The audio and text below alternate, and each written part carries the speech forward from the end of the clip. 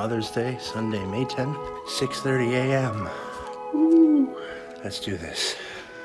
Oh, somehow these stairs are harder at 6:30. Oh, hello. I didn't know anybody was in here. Excuse me. So first we're going to get all our fillings ready for our frittata. So take a cooked chicken breast, which I baked up the night before with some salt and pepper, and dice it into small pieces. Put that into its own little dish and set aside. Next, cut your red pepper in half and remove the membrane. A lot of people forget to do this, but you definitely should because the membrane is all gross and spongy. Then cut that into strips, then dice it into pieces, put it into a small dish and set aside. Next, open up a can of peas, drain, put into a little dish and set aside. Next, we need to cook our onions, so dice up about half of a yellow or white onion.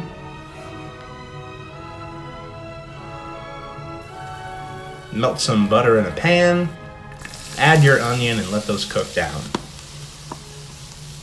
While those are cooking, we'll get the rest of our ingredients ready. So take a cooked potato that's been refrigerated and cut it into 1/8 of an inch slices. Next, shred up your Gruyere cheese.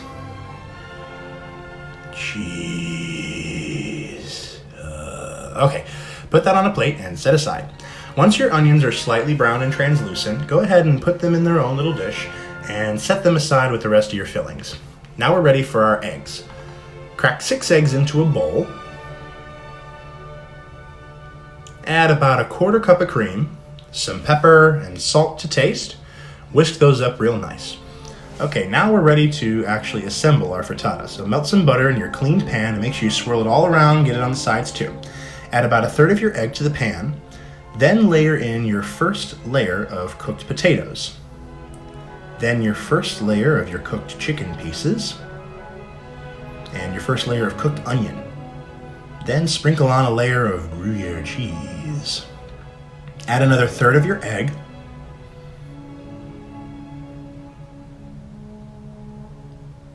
And now your second layer of potato, your second layer of chicken, sprinkle your peas all over, then the red pepper, finish off with the rest of your onions, and sprinkle another layer of Gruyere cheese. Now I actually had to whip up 2 more eggs for this last layer, so go ahead and pour those over the top and finish off with some grated Parmesan cheese. Now we're just going to let that cook for a few minutes on the medium heat. Whenever I'm making an omelet or a frittata, I always like to lift the sides and let some of the uncooked egg run under. Now just let that cook under medium heat for a few minutes to let the egg set. Now it's ready for the oven. Put your pan under the broiler and let it finish cooking for a few minutes until the egg is completely cooked through and the top has browned slightly. Now we're going to get everything else ready for a perfect breakfast.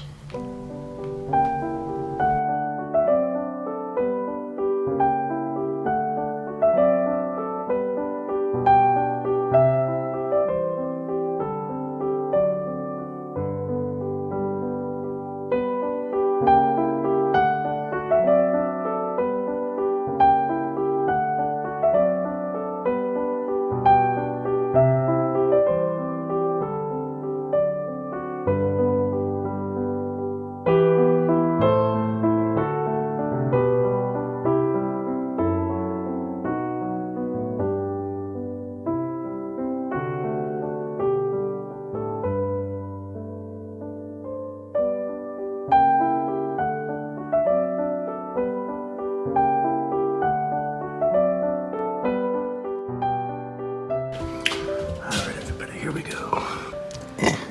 Mother. Good morning. Oh my.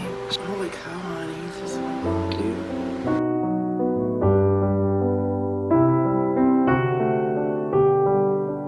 Oh, it's wonderful, honey. Thank you so much. Phase 1 is complete. All right, everybody, I'm ready for a nap.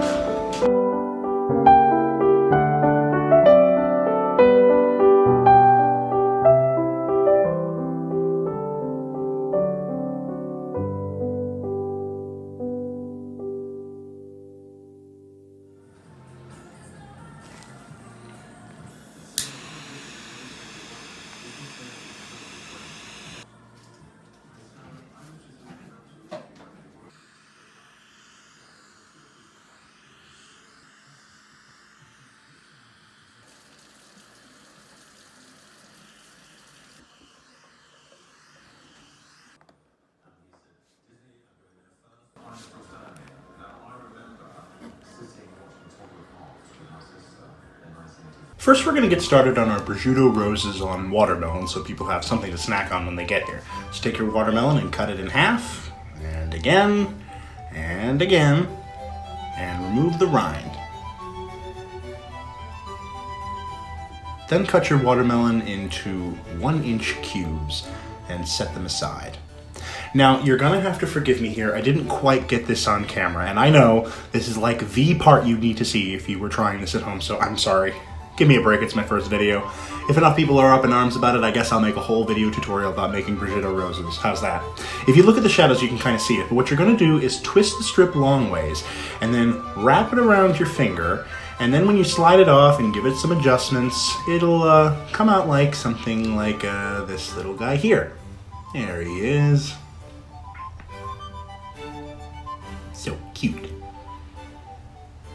Now take a mint leaf and place it on one of your watermelon cubes, then place your rose on top of that, and secure with a fancy skewer, and there you have it. Incredibly easy and elegant looking. Not to mention a veritable explosion of flavors, from the savory saltiness of the prosciutto to the sweet, juicy burst of watermelon and a slight tang of refreshing mint. Cover and place in the fridge until your guests arrive. Now we're going to get a little nibble board starting with that Cabernet cheese we got from Kroger, some olives, and some of the Gruyere from this morning, why not? Some blackberries drizzled with some honey, pistachios, one of my favorites, and some thin sliced green onion stalks, and a little cup of ranch on the side. Beautiful. Now we need to get our potatoes in and out of the oven so we can use the oven for the roast. Wash and scrub your gemstone potatoes, then dice them and put them in a large bowl. Now to that, add some crushed garlic, cloves, olive oil, some pepper and salt, some ground sage, and give that a good toss.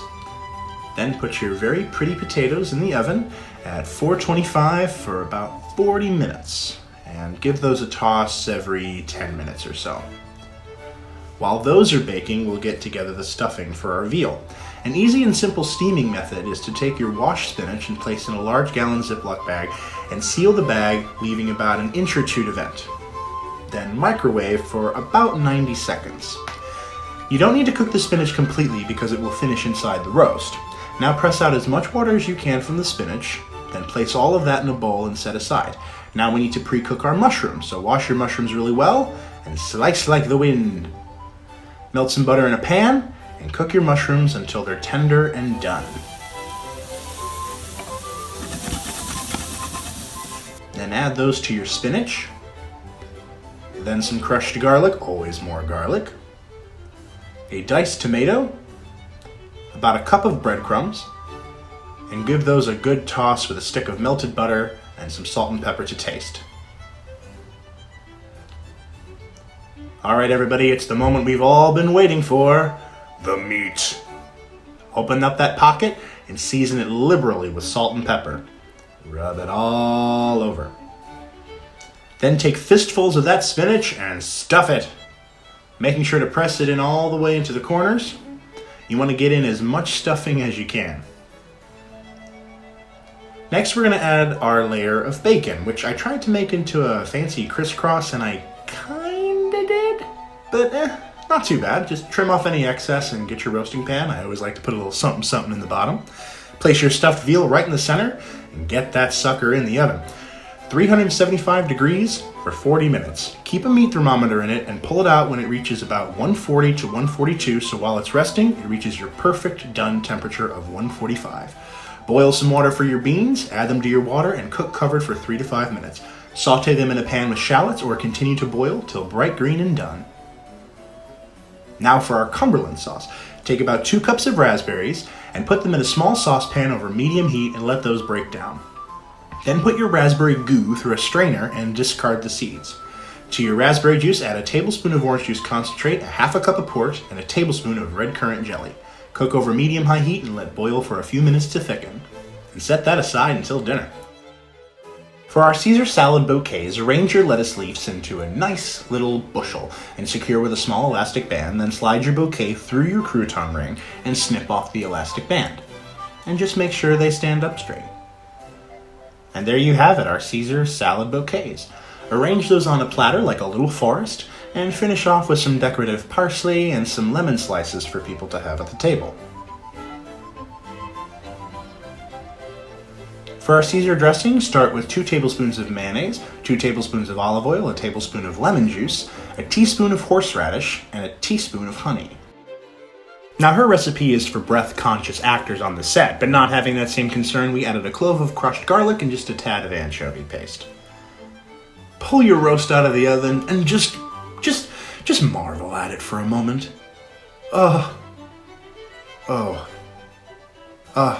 So beautiful. Now finally, ladies and gentlemen, we are ready for dinner.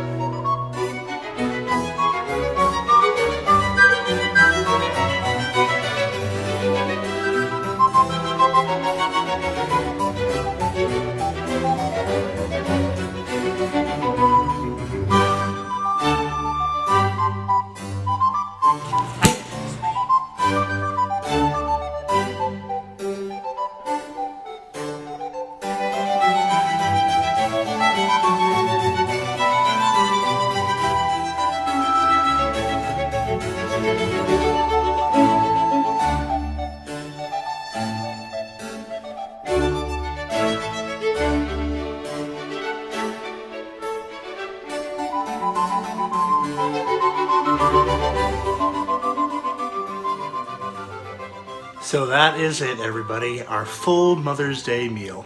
And I gotta say, it was pretty darn delicious. These are definitely some recipes that I'll be trying out again. So that's it for this episode of Hannibal and I. I'm Cody Marchikaitis. To all you mothers out there, I hope you had a good Mother's Day.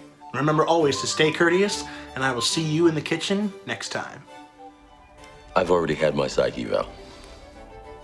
Not by me. You've already told me about your mother. Why stop there? All right.